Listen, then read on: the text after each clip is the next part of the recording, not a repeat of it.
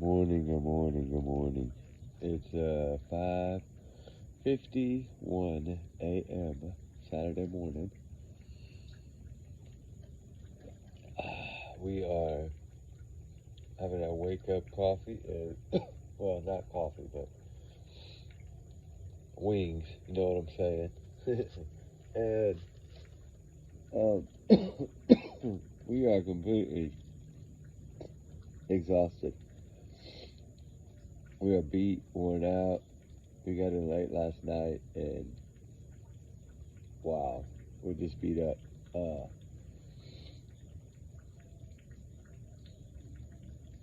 don't know. My allergies have been doing good except for the last couple of days, but I think it's the heat and a mixture of everything that's just physically exhausting. Uh, Walking. I think yesterday alone we took like 39,800,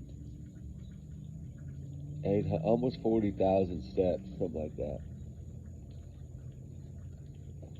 And that's like from, because I didn't turn that dang app on, fitness app on until like 11 in the morning. So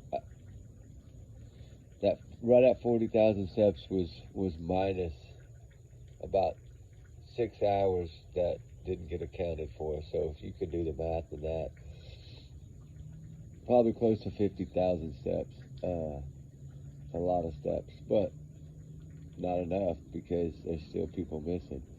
So we still need more steps, right?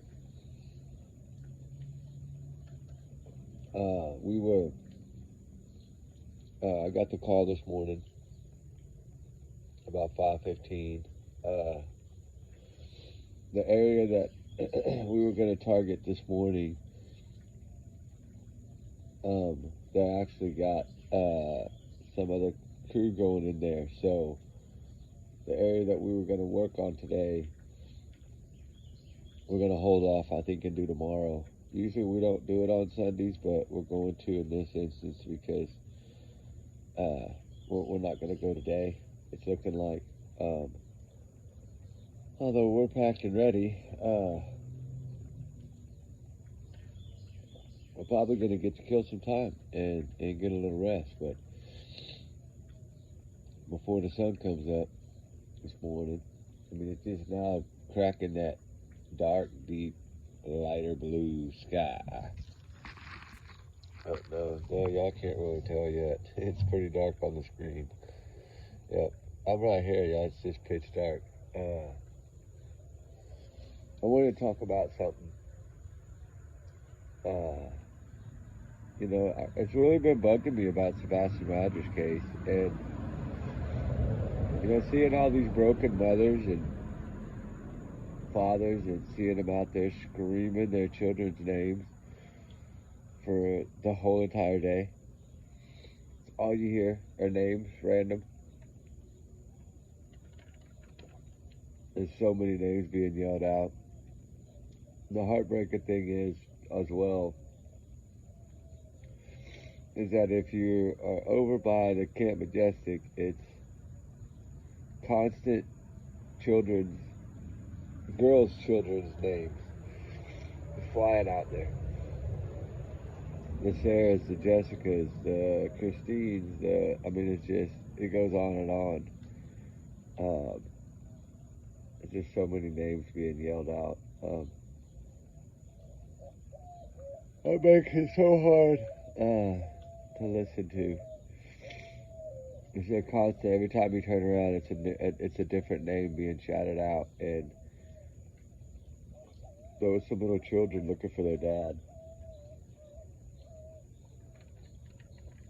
kids with their mom. Um, they're looking for their dad that evidently got swept away helping them or something.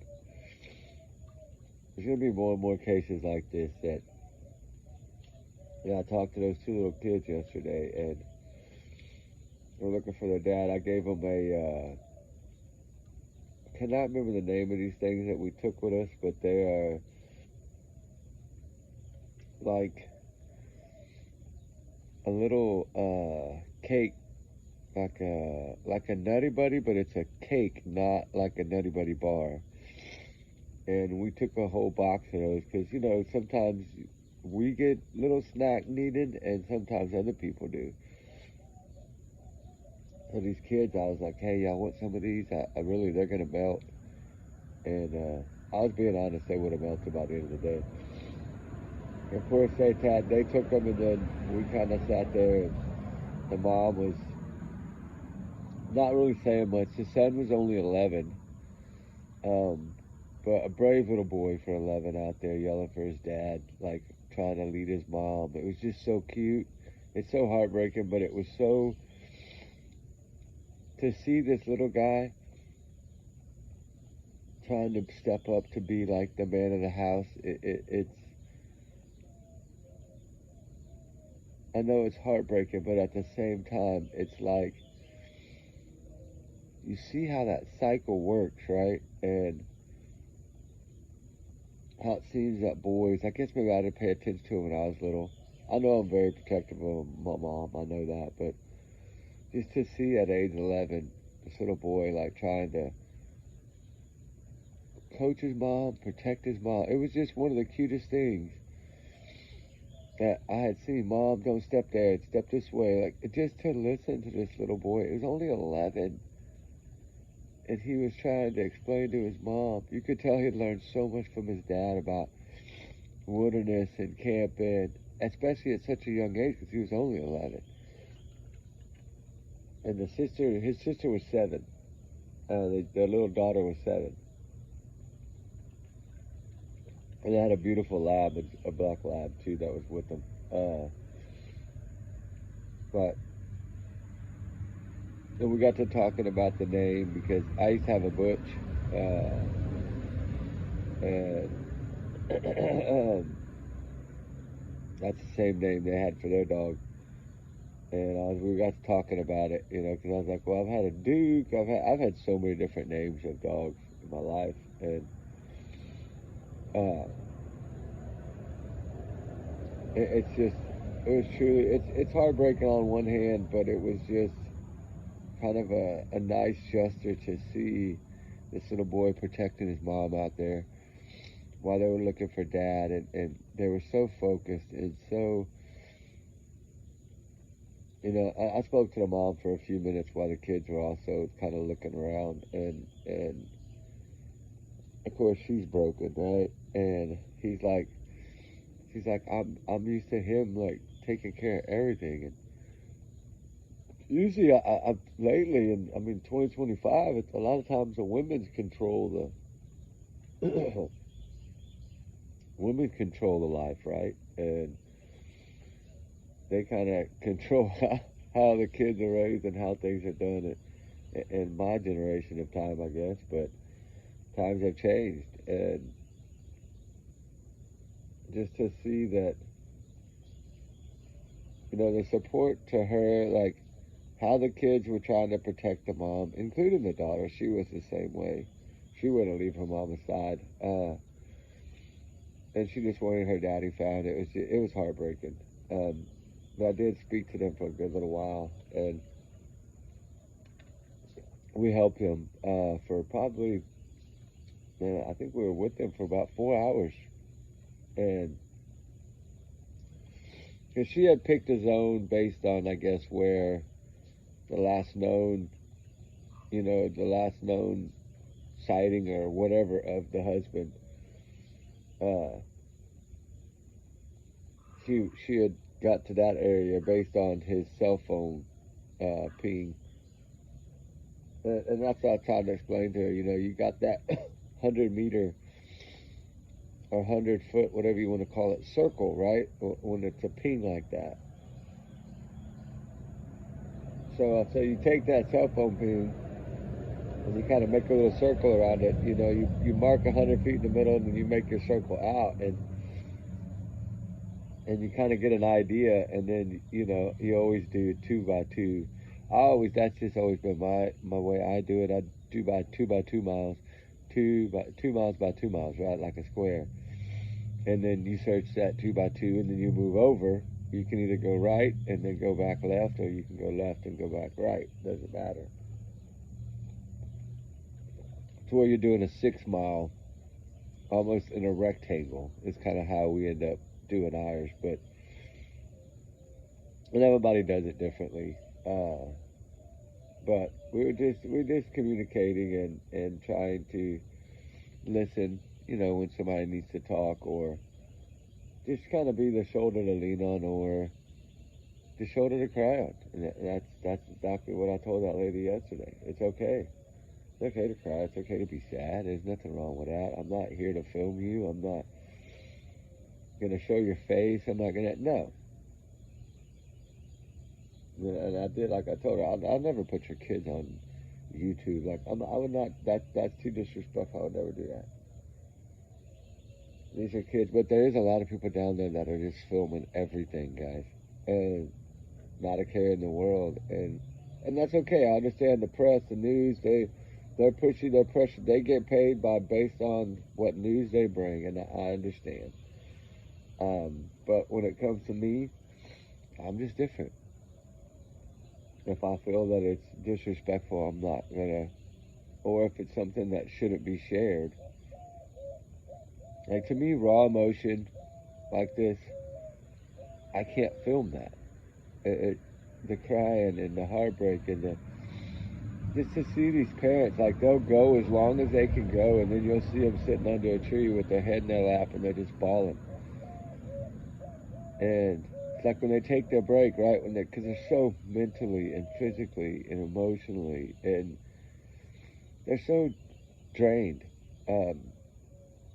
This has been days and days and days and days of searching, and they're not giving up. And of course, it's their child, and they're not going to. That's what parents do, and that's kind of where I'm at with the Sebastian thing. Because I know I talked about it the other day, but it's really bothering me, because you see how these parents that truly their kids are missing, and they are fighting with every breath, every last step, every shake of the knee, I mean, that one mother was so physically, she was shaking. Her legs, everything was shaking. She couldn't, and the husband was trying to tell her she to sit down, but she was stubborn. And of course, that's what he says. It's not stubbornness. It's that mothers don't want to give up on their kids. And when you can't find them, it's scary. You can't imagine the feeling. And I understand that some of the men that are out there, the husbands, they look at their mission is not different. It's just their actions and what they're doing and how they're doing it is different. Like, and they don't see it through the woman's eyes, right? And that's one thing that I've learned in this, that I have learned from this, the tragedy, but how families work together in a time of need, and how the push to push each other to keep going, the drive, the moms, the dads, all of them, just emotionally gone, right? And I notice a difference between the ones that have other kids besides the kids that are missing. And, like, there was a couple, there's that 5 kids. 2 of them were at the camp, and 3 of them were out there helping them look for their brothers and sisters, right? And they were pushing on as a family. And just to see how, like I said, the mothers are just so broken. And then you look at Katie Proudfoot, and you don't see that. You look at Candace Wells. You saw that a little bit in the beginning, but I think she was so substance out that, there was no emotion there.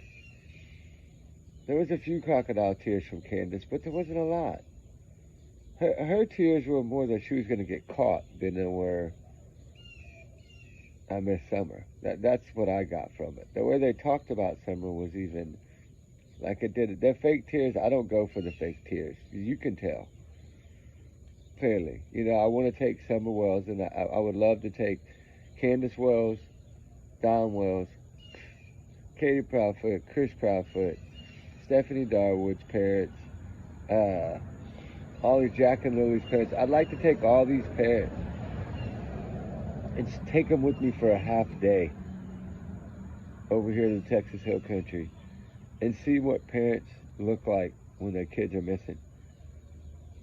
And that's the only one thing that I would have loved to have been able to been brave enough to do. And I don't mean brave enough in a bad way, like, oh, I'm a chicken, I'm a coward. No, I mean like brave enough to show these moms broken. To show y'all, which a lot of y'all already know because y'all are moms and y'all's hearts are big, right? And you love your children and you put your children first and your grandchildren first. So y'all know where I'm coming from. But some people, like I said, like Katie and Candace and the Darwin and Jack and Lily's mom, like all these, let me take y'all with me, right? And let me show y'all what broken moms are. Covered in mosquitoes, fire ants, not worried about snakes, not worried about, and poisonous snakes at that. Water moccasins are very poisonous, and they can take your life. But yet, not a worry in the world. They're just trucking on through the woods, right? And it's just, doesn't matter if they're covered in mosquitoes or fire ants or ticks or what it is. The tears don't stop. The shaking doesn't stop. The trembling doesn't stop. The little bottom lips. I've seen more bottom lips broken and bouncing and moving just from trying to hold back tears, like fighting to hold them back. And I never saw that in any of these cases. And I don't think none of us saw that. I think this is where our nature comes in on these cases and says, no, you know something. Or you're hiding something, right? You know, that's the thing to me, is if they could see these people,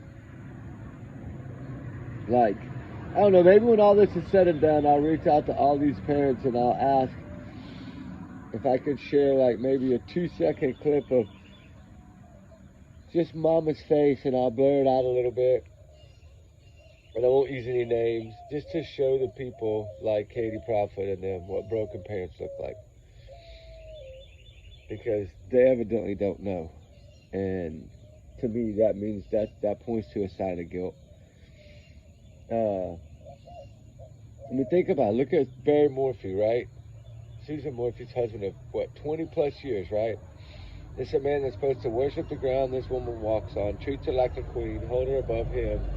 You know, she raised you 2 beautiful daughters and, you know, also battled cancer and all this other stuff that Suzanne Morphy went through. And then, because Barry couldn't have her anymore, he didn't want nobody else to have her. But never did he shed a tear or cry or anything. He didn't love that woman. He just wanted to control her and her money. To him, it was about the money. It was about the property, the money. She sank everything, all her inheritances. She got hundreds of thousands of dollars from 2 different sets of family members. You know, $500,000. You know, and she put like every dime into that home for them, for her family, and didn't think twice, right? It wasn't about the money to her. She said, let's just do it civilly. She knew it wasn't about the money. Let's just, you know, get a divorce and go our separate ways and we'll split everything. She wasn't saying, oh, this is my inheritance, I'm keeping it all. No. But yet, he don't show no emotion. That little conversation of him supposedly begging for Suzanne, I'll pay for you. With what? Her money? There's a different side to this story of Suzanne Morphy. It's not just about her leaving him for another man. It has a lot to do with money. I'm sorry, people. I think a lot of people see it, but some don't want to talk about it. And the daughters, hey, if they support their father, they support their father. That's, the truth will come out eventually, hopefully. I think they got enough evidence. I don't think they would have brought, the first time, the only reason they dropped the charges is because they thought they were about to find the body. That's the only reason they dropped the case first time. I mean, they'll tell you that. If you call and talk to them about it, they'll tell you that they felt like they had a targeted zone and that they wanted to make sure they had a body. The whole thing was when they first decided to arrest him was that they thought they were tracking down an area where she was.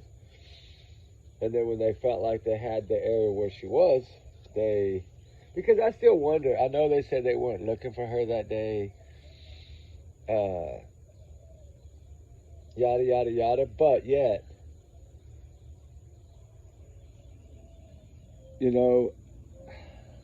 I don't know. I have a different feeling. I have a feeling of somebody either ratted, spilled the beans, or there's a witness somewhere that saw this man's pickup truck in that area. That's what I think is going to come out eventually. Is that somehow he was seen. Or his truck. His truck talks. He had all the new stuff in his truck. And hell, it told him when the truck door opened, all the 3 in the morning, 4 in the morning type things. Just like Sebastian, 3 in the morning, right? Like, that's what I'm saying. Like, I don't know. It's just, you look at these people, it reminds me of Barry Morphy. It's Katie Proudfoot and Chris Proudfoot. They remind me of Barry Morphy. Right? I mean, sorry, but Katie Proudfoot to me I could see her being like a Brian Koberger. Literally. She's that crazy, I think. From what I hear, she's got a bad temper. Actually worse than her husband. That's what I said. Maybe that's why the Proudfoots love her so much, right? And I know I kind of bounced around, but I'm trying to prove a point here in different ways and do this a little differently this morning, half asleep. But the main goal is try to figure out where and when. Main thing is when. What time? What time did all this transpire? Because if we're to believe that this wasn't planned, okay, say this was not a planned thing, which I still think it was planned somehow. I think it was a master plan, honestly, somehow, some way. And I think it started months before.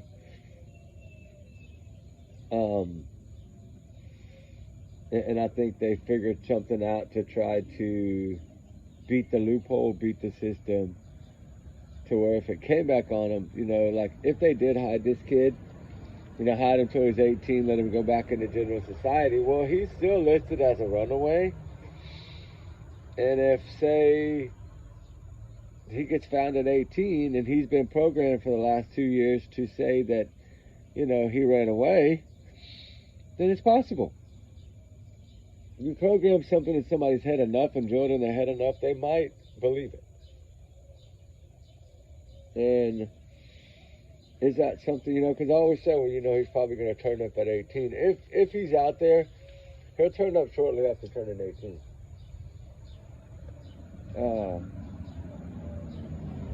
That's the only ways I either thought about it. Either, okay, if this case is going to end in arrest and they never find Sebastian, or it's going to end in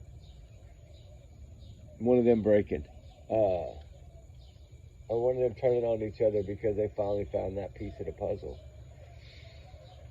Because I'm still not giving up hope that whatever that April 2nd warrant was, maybe they don't have that information back yet.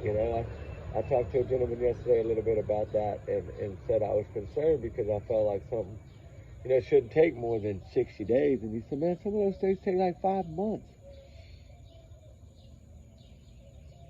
He said the thing is depends on how many cases you got and how long, what's priority over priority. Like if they have this many cases ahead of them, and of course the newer the case, the more the resources, right? Because they bring in everything usually in the beginning. So if they're working, if you got them working on 50 other cases, then maybe that information, that folder that's sitting there waiting, hasn't even been picked up yet to even be processed. I didn't realize it could take up to 6 months. And that's what he said. Dude, it could take up to 6 months to get information back sometime, depending on what that information is. I've just always wondered by that comment that they made, that Secret Service and FBI, that every single car in that area within that time frame of what they think Sebastian went missing. So I'm guessing from Saturday afternoon at 6:35 p.m. to Sunday morning at 6:33 p.m. when the call was made at 911, which is weird because I've always said that's a 12-hour window, almost to the minute. If you're going to say that she got home at 6:34 p.m. from the roadhouse, 9-minute drive, then they call law enforcement at 6:33 a.m. So 1 minute difference of 12 hours, right? So I've always wondered, do they have their vehicles moving? Do they have her coming in from the roadhouse on camera? I'm sure they found cameras with all that on it. But still, all in all, when you down deep think about it, okay, like the detective told me, that anytime law enforcement contradicts anything the parents say, he says that points in the direction that they're going in. And I'm like, what do you mean? He says, if they come out and contradict, okay, say that, Joe Smo over here, oh, my kid, he's not in his room, he must have left sometime in the middle of the night, right? He was wearing this, and this. Usually when that alert comes out, that's what that's what the last known sighting or last known clothing or whatever. It doesn't, none of that stuff. And dates don't change missing cases. Dates do not change. And if a date changes somehow, some way, then that really tells you that they know more than you think they know. And that's what I got from him. And it did give me a better understanding because I always wonder why Eric Craddock the next day on the 27th made that comment that he would not say whether Sebastian had shoes on or not. He would not say what he was wearing. Between the two law enforcement guys, Craddock and Ken, that they, one of them said he doesn't know with clothing really. He doesn't know how well he's dressed or what he has on, when the mom said that he had on this and that, right? Black sweatpants with a white stripe. And when the news lady got it right, it never got right on the flyer, which I never understood that. And then for some reason, after a year, the date changed. So I think that date change is bigger than people give it credit for. I think, hold on, I gotta get this mosquito fogger. I'm about to get eaten live over here.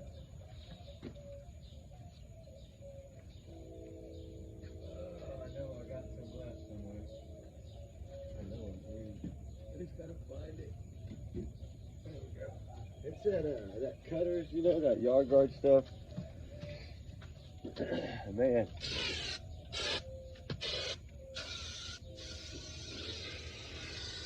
You fog everything around you, they stay away. You just got to spray a little bit around you, and they will. I mean, it's some nasty stuff, but it keeps the mosquitoes away. And now they're getting bad here, all the rain. I just fogged this morning about 5 o'clock, and they're already back again, but I didn't fog out here in the garden, so that's where I like to sit. Y'all know that. Fire chat's loading too, but it's going to be a long one because it was about 2.5 hours.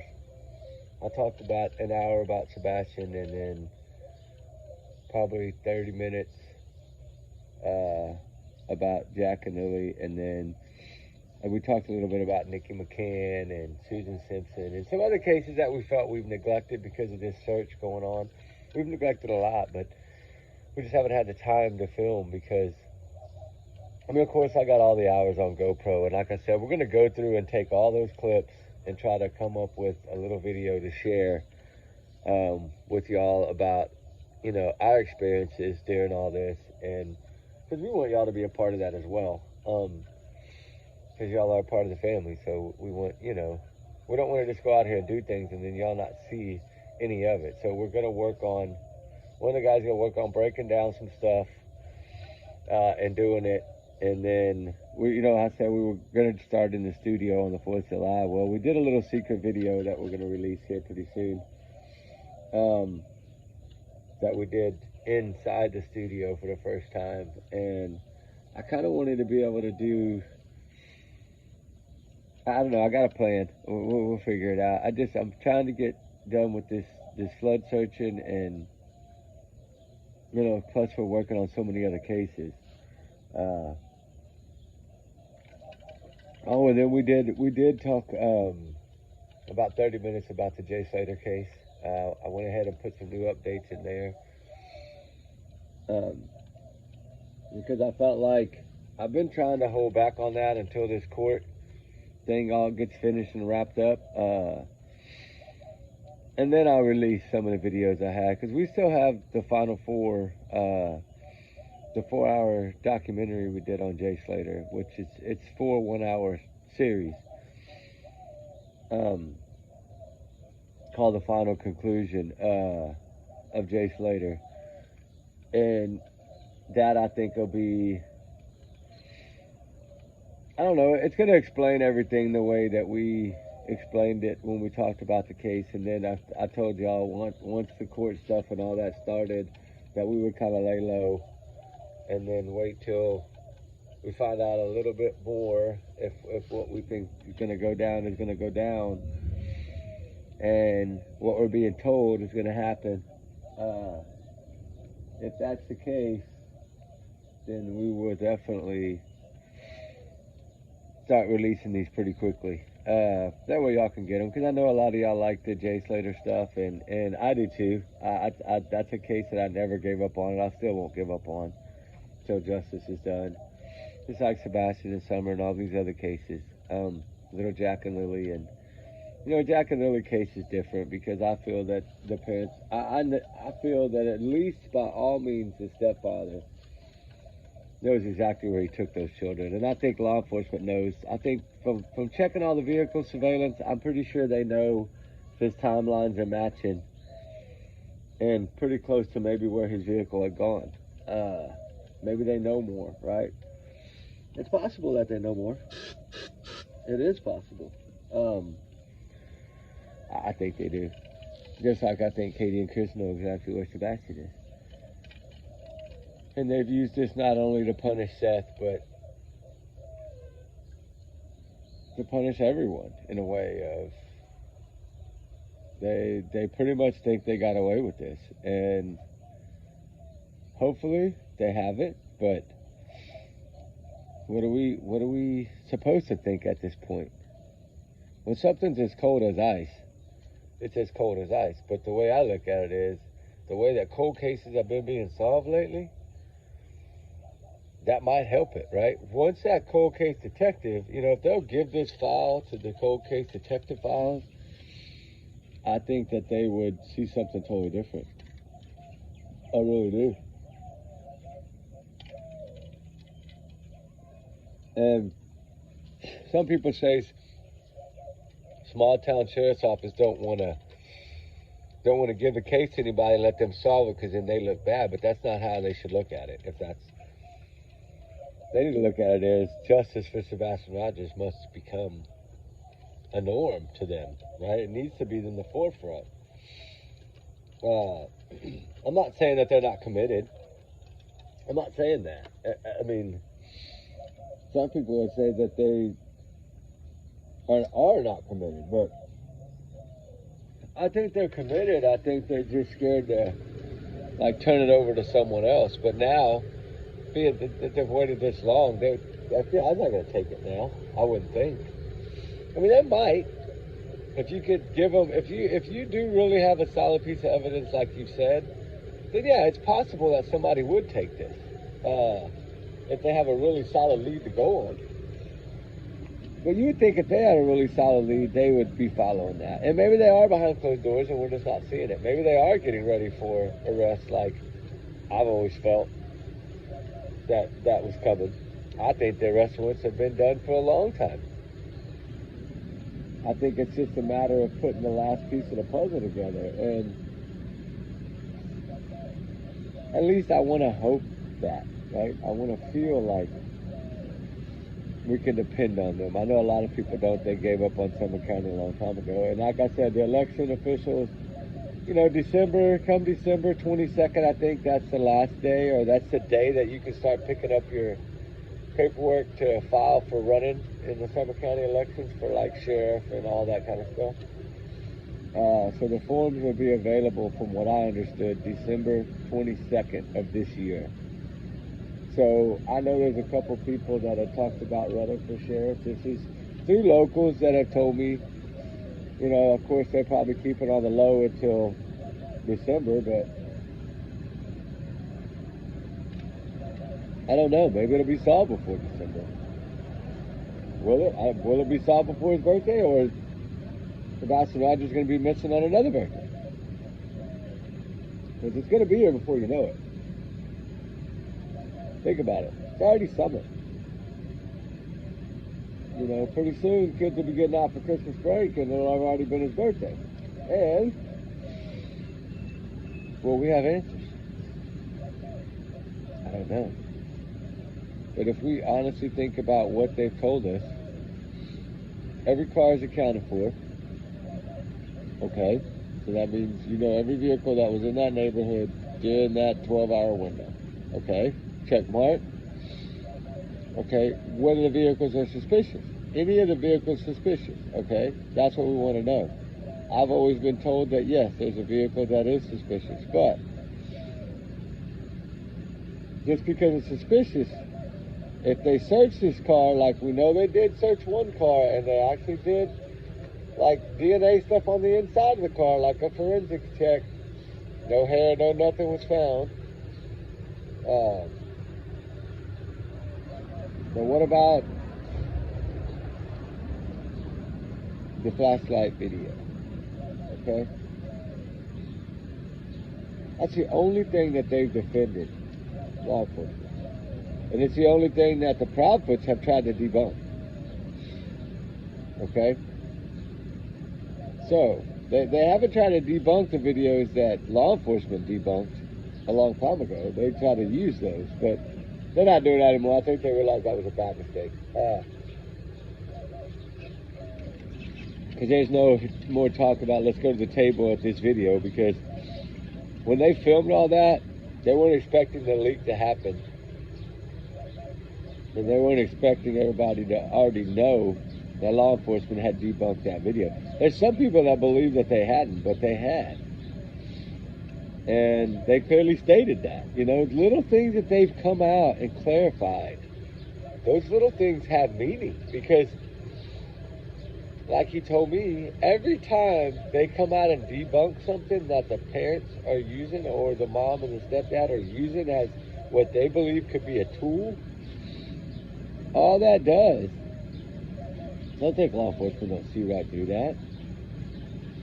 You know, all they've done by doing that is just give law enforcement that much more reason to believe that they're involved.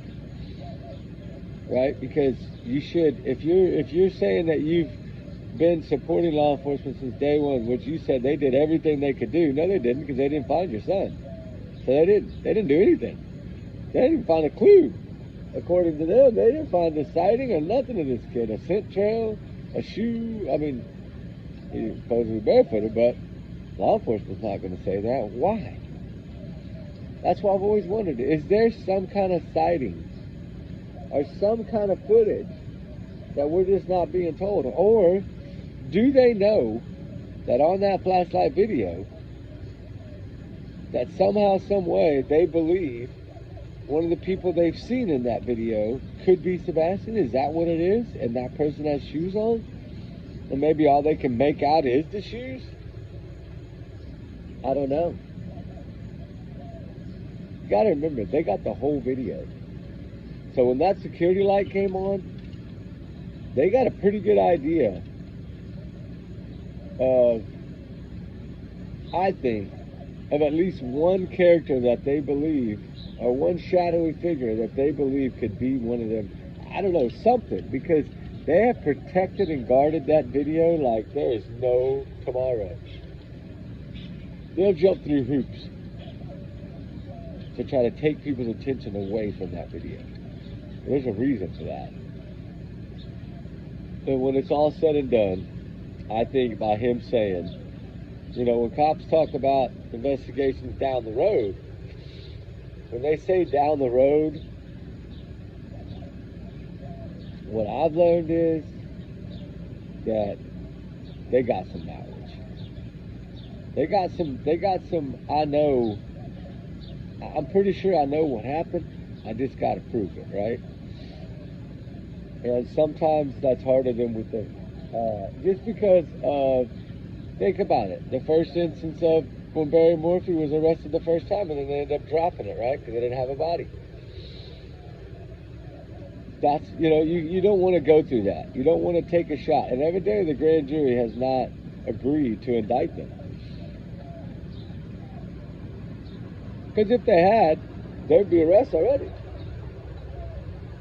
And I still want to know, those criminal warrants for that address, was that something that should not have been put out on the radio? Because when I tried to ask someone within the sheriff's office about it, they don't want to talk about it. And that made me even more curious. And I'm like, it came out on y'all's radio, dispatch radio.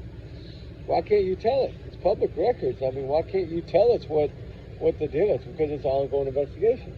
Okay, so you're telling me it's still an investigation then? Well, that's at least a positive though. That means there's something somewhere, somehow, someone, even if it's one set of eyes, something is being done. That's what that tells me, that they really haven't given up. And that's at least hope.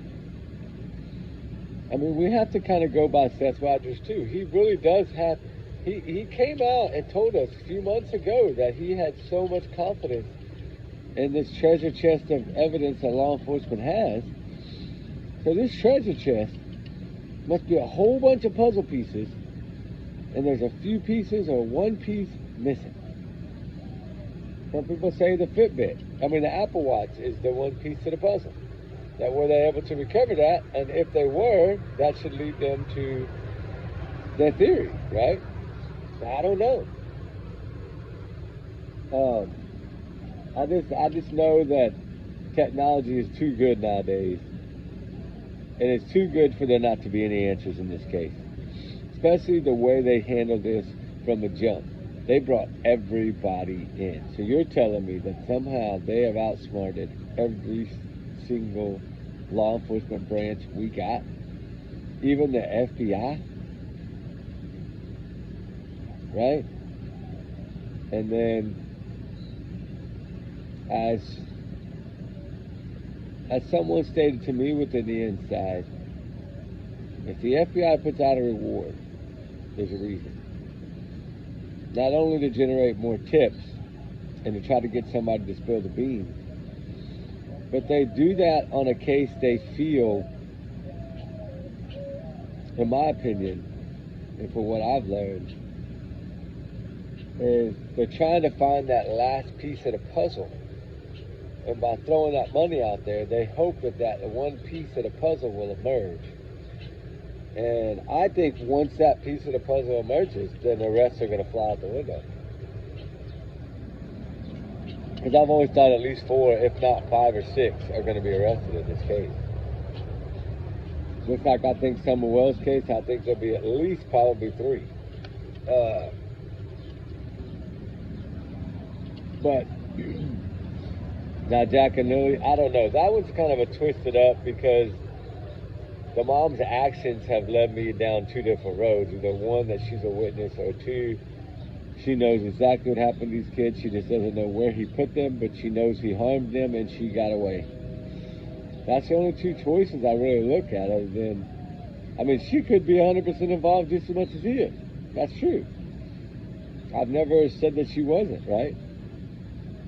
I've just always said the way that she handled it was weird, like, and the way law enforcement, told her not to talk and stuff, right? That is, like, that to me sounds like they're using her as a witness. We need to protect you. Keep your mouth shut. Don't say nothing. I know it's your kids, but keep your mouth shut.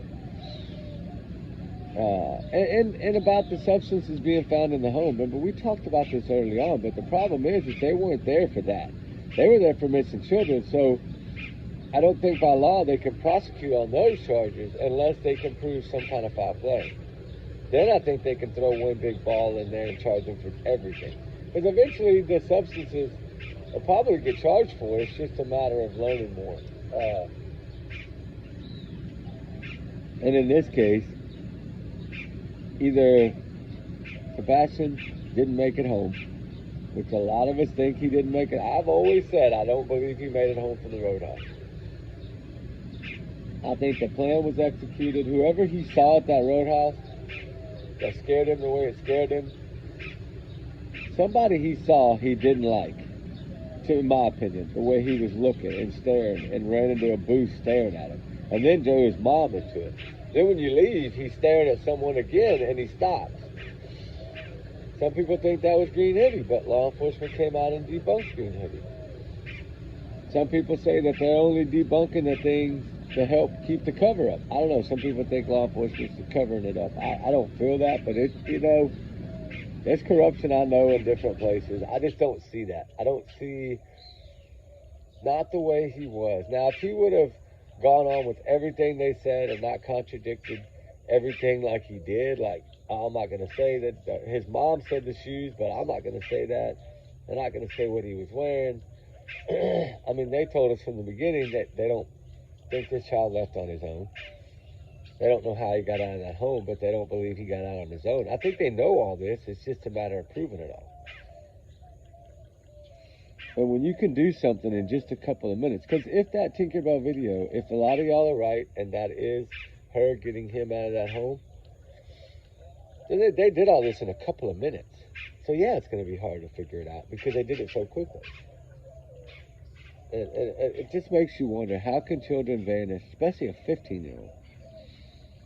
With the autism, how can they vanish like that with nothing? I mean, you're talking a ghost. According to them, Sebastian Rogers is a ghost. Because if we're to believe what they say, this kid vanished in the thin air and didn't even leave a scent trail behind. Not even one footprint. And nothing around that front door. Them dogs picked up nothing at that front door. So, I think the garage was used more than the front door. I think the front door was just their way out. I think they used the front door as something to blame, right? They blamed it on the front door. And then after blaming it on the front door for months,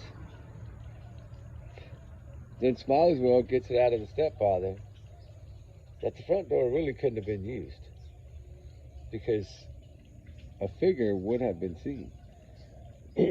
Well, does law enforcement have a shadowy figure at sometime in the middle of that night? Midnight, 1, 2, 3, 4, 5 a.m.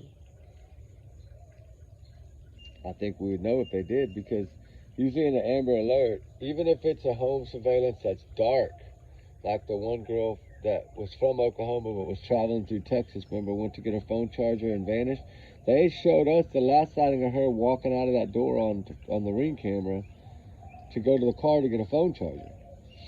But that was never her plan. She had already set up to leave with someone because she was, what, 600 miles away or 300 miles away with some man in his, like, late 30s. She was 13. It was this pedophile that found her online. And she waited till family vacation to vanish and ruin her whole family's vacation. And then sure enough, we find out that she had left with some guy. And as a parent, what are you supposed to think? You see your kid on Ring camera walking outside to go get a phone charger, and they never come back in. Of course, parents are thinking the worst, and yet, you know, I get that those little things can happen. But she was found. So I'm telling you, put an Amber Alert out in Texas, they're going to find that kid. I don't know what it is about these Texas people, but, man, when them Amber Alerts go, whew, Amber Alert rate in Texas, you know, is 97.112% successful. 92% of Amber Alerts in the state of Texas are usually done within the first 24 to 48 hours. Well, why? The Sebastian Rogers Amber Alert. Why didn't they find this kid? Why? Right? Why? That's the question. Why? Why are all these other Amber Alerts? These kids are found, and majority of the time they're found safe. Yes, they may be in the hands of a predator when they're found, but they're still alive. And they still can go to counseling and rehabilitate. Why not Sebastian? Why not Summer? Why not Jack and Lily? The difference in all these cases to me is CPS, Child Protective Services, is involved in all of these cases. Jack and Lily, Summer Wells, Sebastian Rogers, Stephanie Darwin. Boom. Stephanie Darwin being the biggest CPS involvement. Those families were leaving Texas. They ran the hell out of Texas. CPS ran them out of Texas. That's how strong CPS is in Texas. They ran them out of Texas. And she even bragged about it on Facebook. We are finally away from that CPS nightmare. Why is it a nightmare? They're protecting your kids because you can't. And I think you proved that there's a reason the CPS was involved. Have we really looked at it this way? No, nobody's talked about it this way. Have we really looked at it from a CPS standpoint? CPS is there to protect the children. That's the only mission. Okay? Some people say they don't do their job. Some people say they do. Could they do it better? Yeah, I agree. But they also have to have the means. These are parents' rights to their kids. It's harder to do than you think. But yet, CPS evolved. So CPS is trying to protect those children. And then by CPS trying to protect these children, what happens? What happened to Summer Wells? What happened to Sebastian Rogers? What happened to Jack and Lily Sullivan? What happened to Stephanie Darwin? What happened? CPS, what happened? CPS was trying to protect these children. And in doing so, because CPS was evidently going to make some serious changes, evidently, in these cases, they all vanish. And all vanish without a trace, guys. So you're telling me children that are reaching out for help, right, through teachers, counselors, principals, coaches, whatever it may be, kids are reaching out for help from teachers, from the school. Let's just say school and school employees. They're reaching out. These children are reaching out, and teachers are reaching out to help these children. So the crazy thing is these teachers all realize that these children in somehow are either being neglected or abused, and that CPS had to be involved. What do you think CPS honestly thinks, right? I wish CPS would talk. I wish they would tell us their thoughts.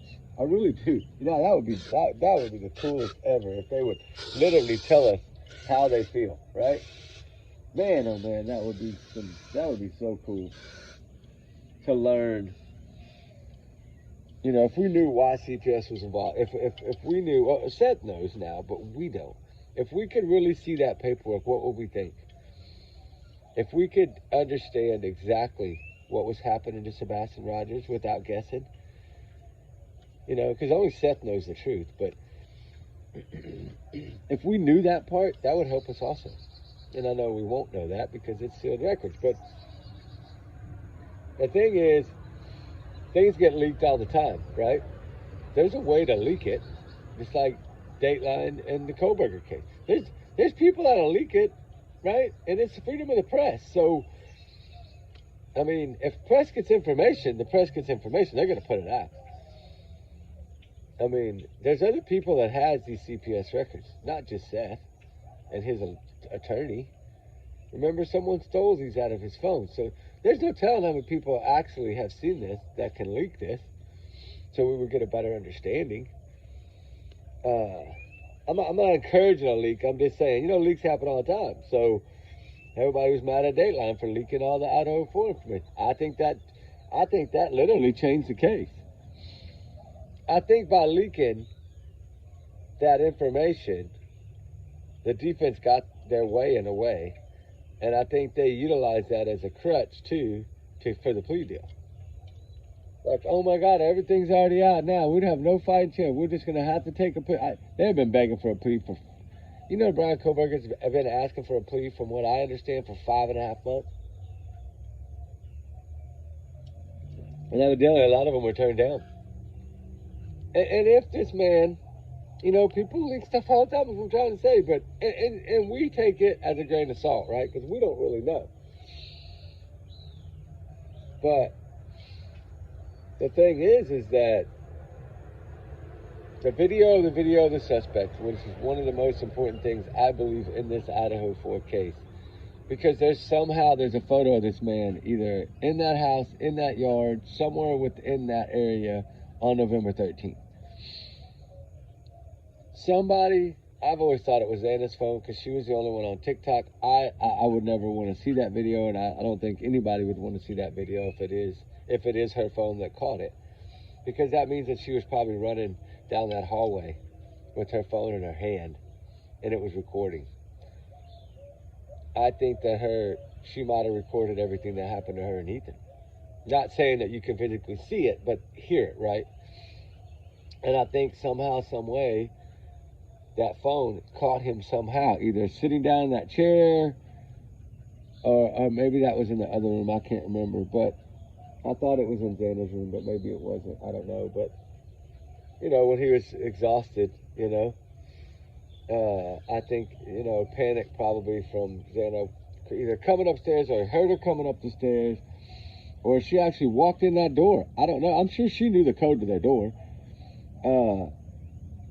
I'm sure they sent her in there plenty of times to get this or that when they're gone, right? Hey, I need this. Can you go get it and give me that number or whatever? I'm sure that they're like family.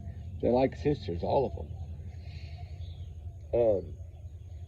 So yeah, I think there was more to that, and that's the problem. But in this case, if something gets leaked, it's just something we learn. And law enforcement has been so tight-lipped, right, in Sebastian Rogers' case, that what have we really learned? And I hate to say it, but they haven't really shared all that much. And some people think it's because they don't have anything. And I mean, I can agree with that in a way, because if you listen to what he tells us, there's been no sighting of this child on any camera footage, which means that they got him out of that entire area somehow in a vehicle without him being seen at all.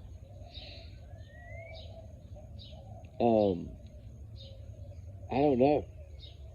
Or was he at the Bowersoxes until they left? I don't know. Was he at Yogi Bear? Was he at Easy Days in a camper waiting for them to go to Alaska? I don't know. Because the 17-hour trip that it took him to make a 5 or 6 hour trip, now that we learned that it's only 2 hours, he made that trip in a little over 2 hours, because he left at 11 that morning and was in town by 1. So that's only 2 hours. So just give or take 2 hours to 2.5 hours is what it took him to get home. So if we're to look at that way, now his 17-hour trip becomes way different. Because going up there without a camper, like he came home, is only 2 hours. So 2 hours up there, say 3 hours back, just to be given that extra 30-minute window or hour window. That's 5 hours. That's 12 hours unaccounted for. You could do a lot in 12 hours. As soon as I said 12 hours, it turned 1 hour on the timer on this video. I just noticed that. It's already 7 in the morning. Oh no, almost 7. Because I started this video at like 6 something. No, 5 something, like 5:48 or 5:38 or 5:58. It was before 6 o'clock. So anyway, but you know, y'all get what I'm saying. I'm gonna get out of here. We got some other stuff to do, but I will definitely still keep spreading awareness for Sebastian and Drake Rogers. We will keep digging on this case. We're fixing to leave out. We would already be there actually right now, but everything is going crazy, right? And this Texas weather, and then now this, it's just that flow. They needed us.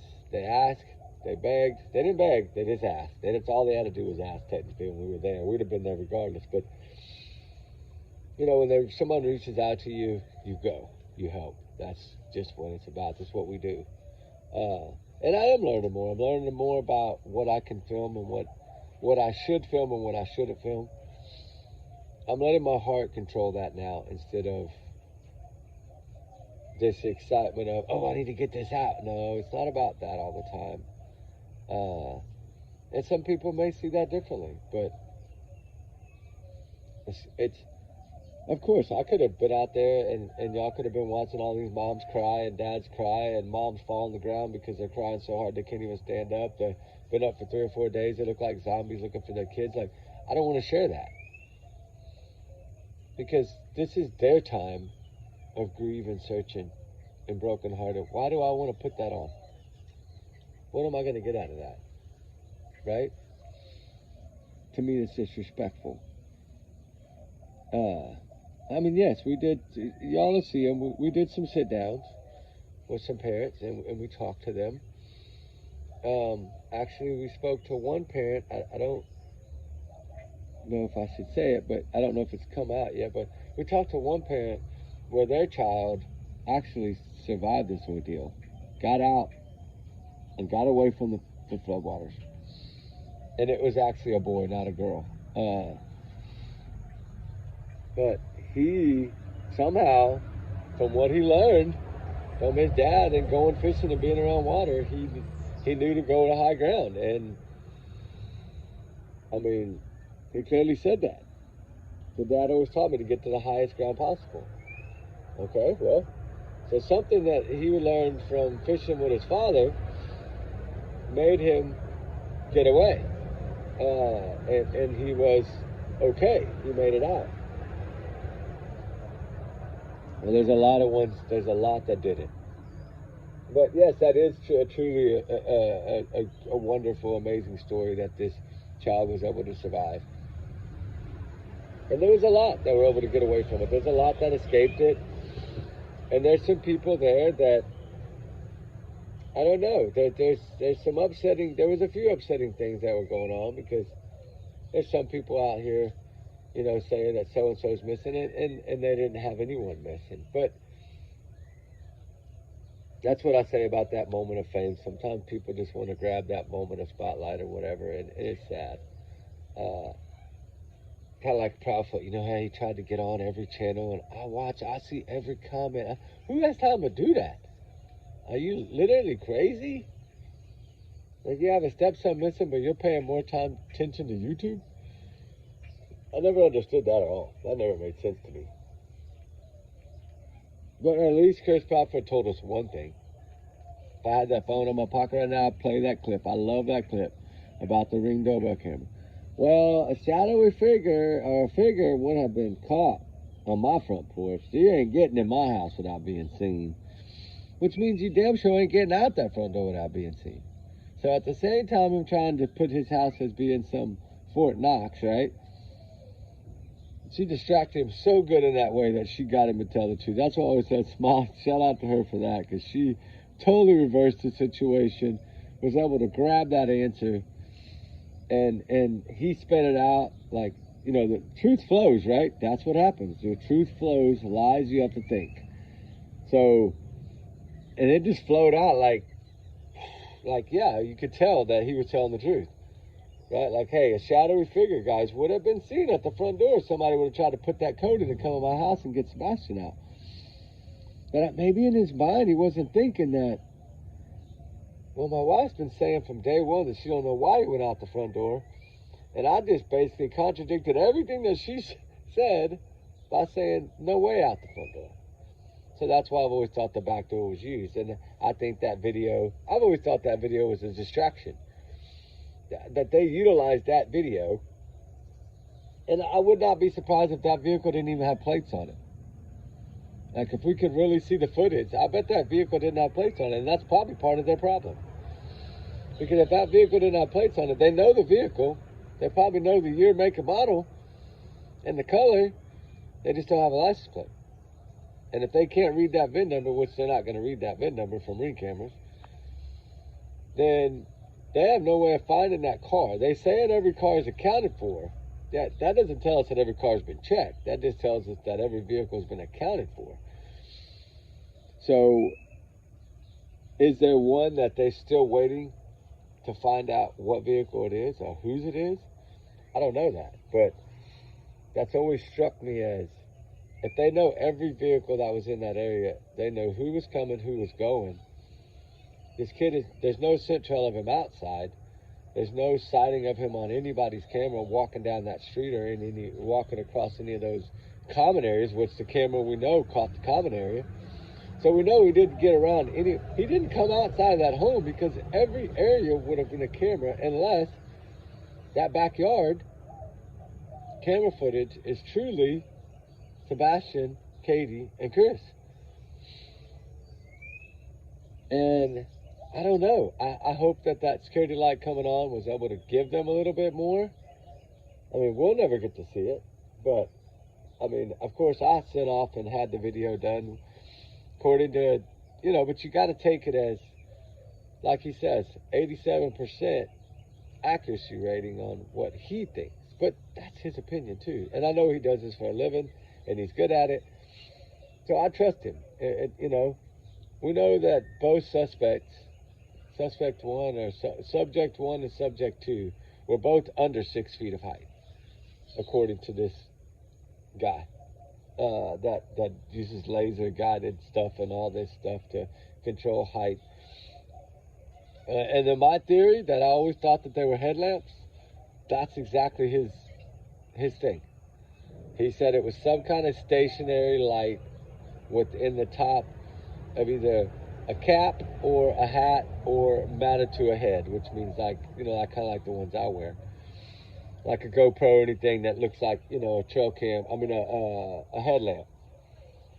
You know, they have settings you can adjust the brightness, color. Some of them have green and red, like mine have green and red too, and some of mine have cameras, but some kind of light attached up high at the top of their bodies. And even with the light source, you know, being up, you know, if they had something that was at the top of it, still under 6 foot. Both light sources. And now, the weight thing, that was kind of weird to me, because it gave 3 different weight classes. It gave 3 different height charts, right? It said anywhere from 5'5" to 5'11", or 5'10", I think. I have to pull it back out. I think it was it was like 5'4" to 5'10", something like that. Was within the height range of both subject 1 and subject 2. He's working on another section of the video because he thinks that he might have found another light, like possibly a cell phone screen that came on, that flashed in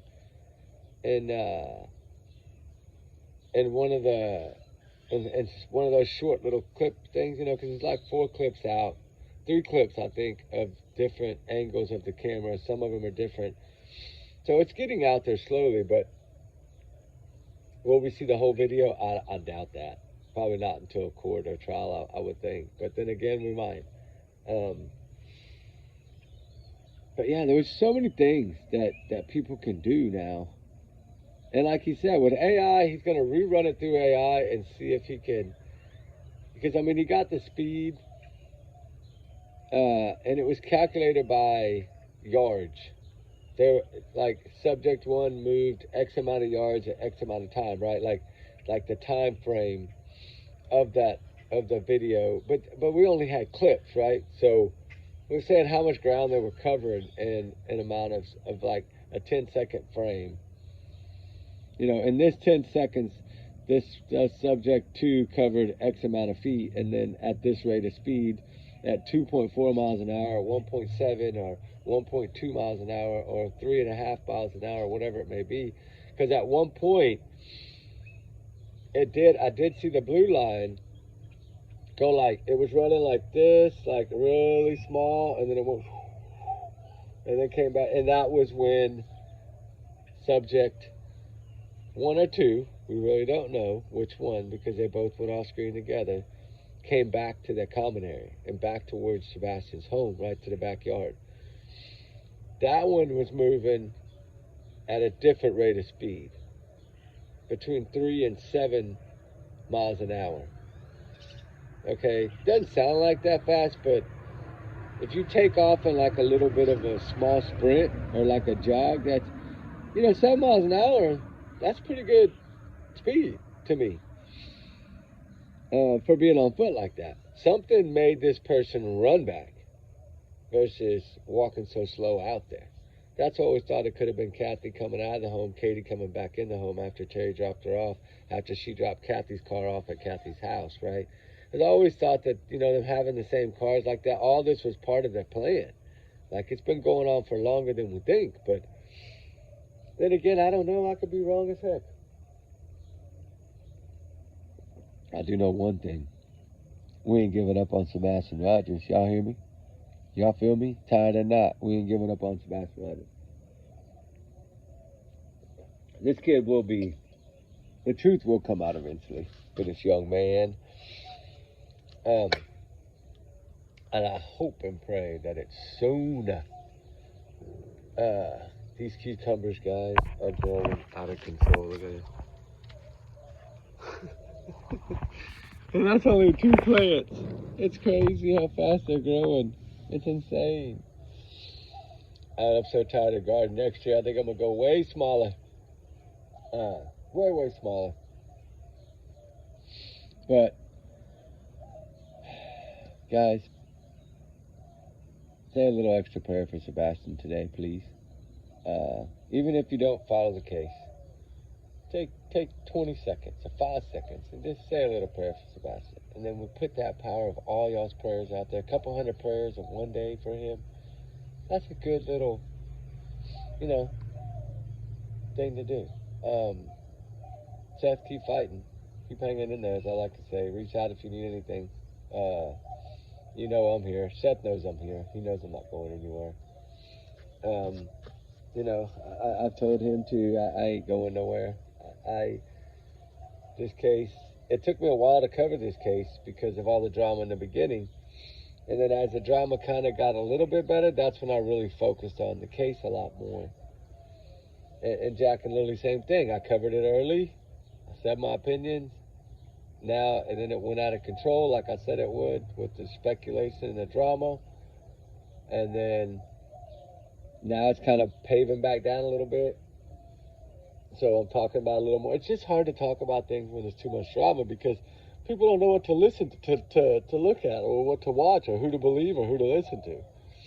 And it shouldn't be that way. It should be that if you get on true crime, you learn facts, right? And you learn truth and you learn opinion, of course, and thoughts. That's mainly why we do this, is to help these cases and give our thoughts on it to see if maybe that'll help in the case, or get y'all's opinions and look at y'all's opinions and see if that'll help in the case, right? Like, I don't know. We'll see, guys. Anyway, y'all have a blessed one. We're going to get out of here. It's early morning, but we got some stuff to do this morning. I got to take Ruby actually out to this area and go help a gentleman look for something, and then I know she's exhausted, but it's only going to take about an hour, so we're not going to be gone long. But I do want to get out here. I promised him I'd help him, and now that we're available, at least I know for a half day. Now, we might go back to the hill country today because it is not far from me. I'm waiting on a couple of guys to let me know if they can get away, because people have been taking off work, right, to do this. And, you know, eventually you got to get back to work. Me, I got a doctor's note, right? No, my doctor's note expired.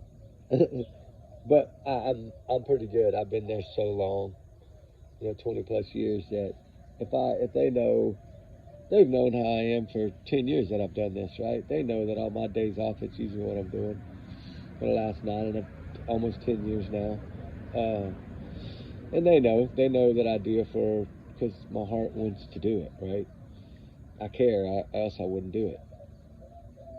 But thing is you gotta work, gotta pay bills, gotta juggle your free time in the best way possible and try to utilize every minute of it in a good cause, right? And that's what we try to do, whether it's searching in the hill country, searching for Sebastian in the foothills of Tennessee over there.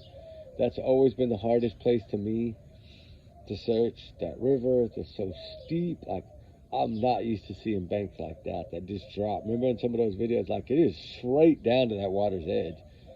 And I know that's just the area we were in, but then you had the little sandy beach, and that was out there on the river, that little sandy area that was so cool.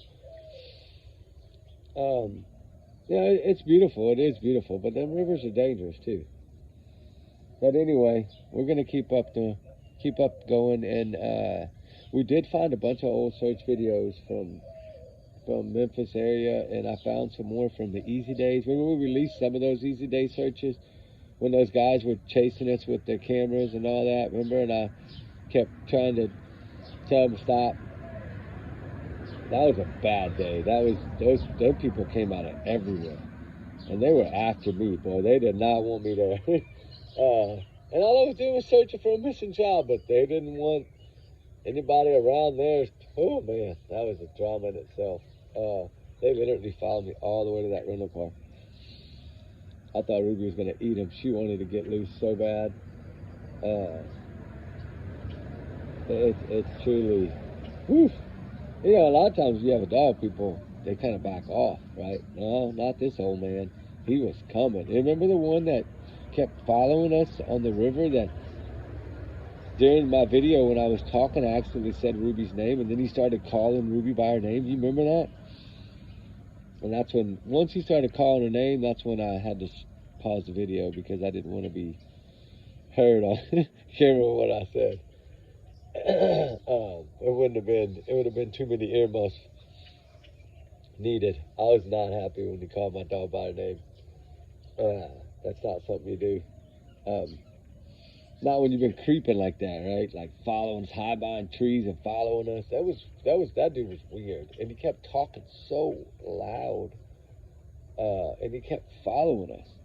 And there's people that come and help us.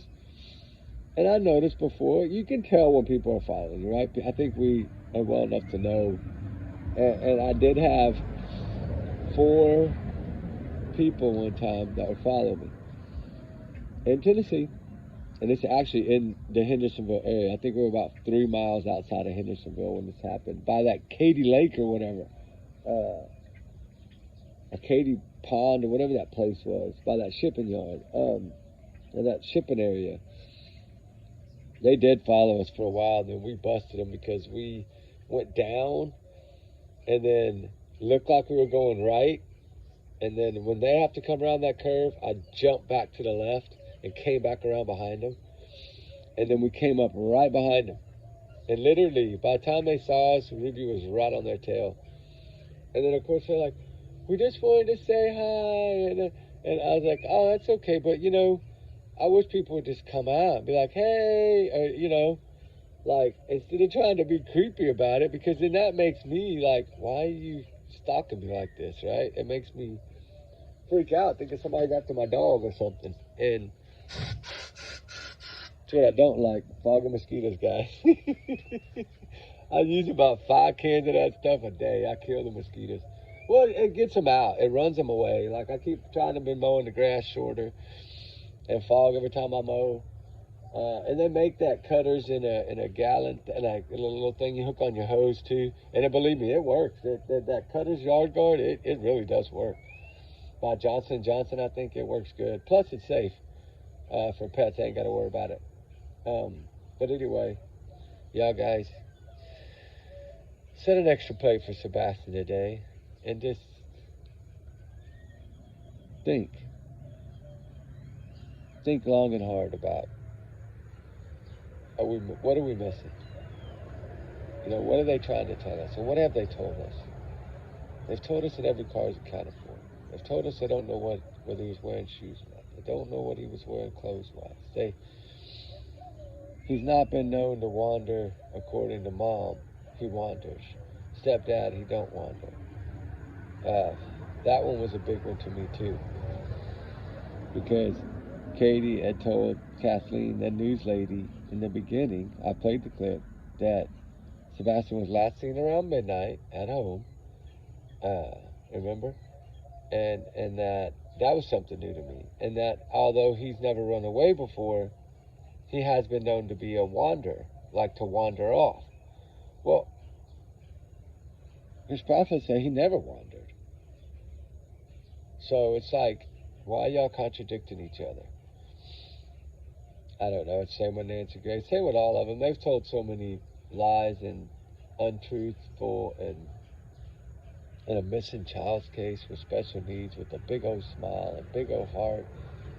Sebastian Rogers is, that big smile just captured me and a big chunk of America. That smile is still the same. And we need to figure out where that smile went and what happened to that smile. That's what it's about. So we're going to keep fighting. We're fixing to head to Tennessee.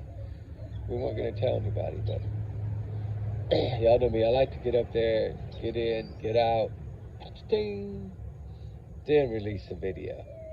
So with that said, y'all guys be good. Y'all be safe. We love y'all guys. I hope y'all have a wonderful day, a wonderful, blessed day, Saturday. Today's Saturday. Oh, so y'all have a good one, guys. I'm so tired. My eyes are so puffy right now. It was a long day yesterday. It was so hot, guys. I thought about all y'all yesterday, and I was like, it's so hot out here. Just when you wish you had like that Alaska weather, summer weather, right? Man, we'd be searching 20 hours a day if we had weather like that. We would never stop. We didn't have to worry about getting hot and sweaty. But you know, the morning doves are out here. Y'all hear them in these videos. It reminds me a lot to think about, you know, Sebastian loving the woods. Remember his dad talked about the deer and him prancing through the woods like a deer. And, you know, when I hear these doves in the mornings, I always think about Sebastian. I bet Sebastian could just listen to these birds for a long time, right? It seemed like he loved nature. He loved to go fishing and just a happy kid. What made this happen? Why did his mom not fight for her son? Why did she not beg? Why was she not out there like these parents are right now in the Texas Hill Country? Right? These families, these moms, these dads, these grandmas, they're trucking through snake-infested, debris-infested riverbanks right now looking for loved ones. They're not caring about no snakes or no ants or no spiders or critters or rodents or hogs. They don't care about none of that. They're just out there. All they want to do is find their family members. And even with a little bit of hope probably left in some of them's minds that they're going to find their loved ones alive, still, they push on. And Katie Prophet never could even hold a candle to not even one of these parents over here in Texas. I mean, there's people over here that,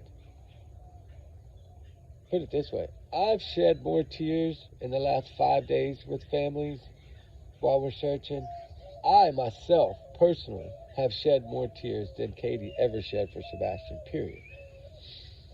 In just a few days. And these are strangers to me. Well, they're not strangers anymore. I told them they're all family, but I mean, you know, that's what I'm saying. And it's not even my kids out here. Thank God it's not my kids out here missing. And, you know, I don't know what I would go through. You know, we don't know what it would be like. We know we can always guess, but can you imagine just not shedding a tear, like a fake crocodile tear, like Katie? All her tears are crocodile. All her speeches were rehearsed, written out, well planned. Like even Chris's, a lot of Chris's stuff, you could tell when he was listening to what Katie said, and then when he was just blabbing on his own way. But I like better when he just tells the truth, and he's only done that very few times. But at least he did it on the most important thing of all, the front door, right? He let us know that the front door couldn't be used. Thank God. So now we know it's back door. Or no door at all. He was gone before he was gone after the roadhouse and never even made it home. I don't know, guys. Let's keep digging. The truth is here somewhere. We just got to find it. And when it's found, oh boy, fireworks. And they might have already found it. I don't know. They might be waiting on grand jury. I don't know what they're doing. But whatever they filed for that criminal warrant, whatever they filed to seize back in April, which hasn't been that long ago, whatever they're looking for to take, cell phones, computers, laptops, TVs, vehicles again, I don't know what it is. Something led them to do it, though. So are they closer? I think so. We'll see. Anyway, y'all have a blessed one, guys. Trigger warnings always times 100 million. Y'all's comments, y'all's and y'all's love not to reflect the channel. We do our research together because we're a big, hard little family. I love all y'all guys. Me and Ruby love y'all a lot. We appreciate everything. Allegedly, these are just my opinions, my free speech. I'm entitled to it. My thoughts, just like I love to hear y'all's thoughts. It's what it's about, trying to figure out what could have possibly gone on here. And who needs to be held responsible, accountable, you know? But I don't know. Everyone's innocent until proven guilty in the court of law. So we'll leave it at that. Take it as a grain of salt, whatever you say, educational purposes. Y'all have a good one. I am so tired right now.